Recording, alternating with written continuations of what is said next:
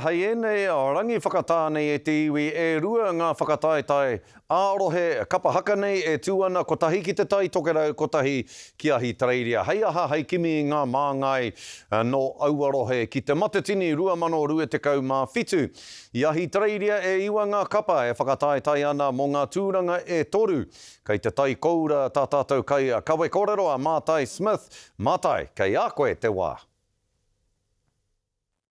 Tēnā koe te manahau ai tika tāhau kei te tai kaura hau te wāhi e tūai te whakataetai ārohe o ahi te reiria. E iwa katoa ngā kapa ka tū a pōpō ki te papa whakatū wai a kāti kia tirohia e tātou ko wai e rā kapa. Tuatahi ake e toru no te rohe o Wikitoria ko te atawhai pū manawa ko te hono i ngā mātai pūroa, kātai te ingoa a tāhua ko tērā, me te whare haka o Nārama. No New Haute Wera ara New South Wales, tō tino kapa tērā nera te manahau, ko te raranga whānui e hara rātou i te kapa hou ki tēnei whakataetai, me ngā uri ki tai o rehua. Ko tahi anake te kapa kua haere mai te urupū, ko wai atu hoki ko manawa mai tawhiti, taihua ngā kōrero mō tērā kapa i a pōtaka maipi.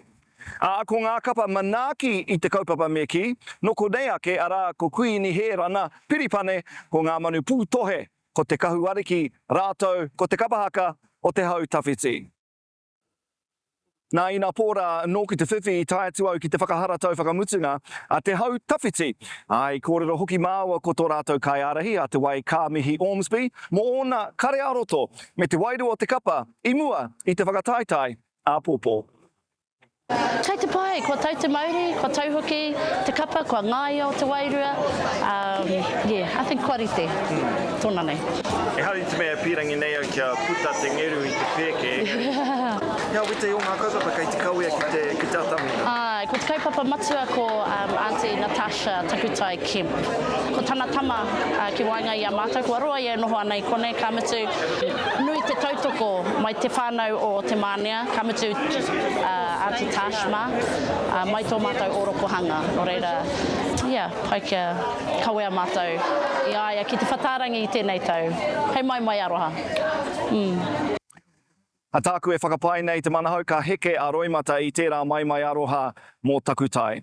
A kāti koera katoa tāku mō tēnei wā, kia maumahara tātou e iwa katoa ngā kapa, engari toko toru anake ka whai wāhi atu ki te whakakanohi i tēnei whenua rahi nei ki te matatini a te rātou. Waikahua, waikatohu. Te manahau.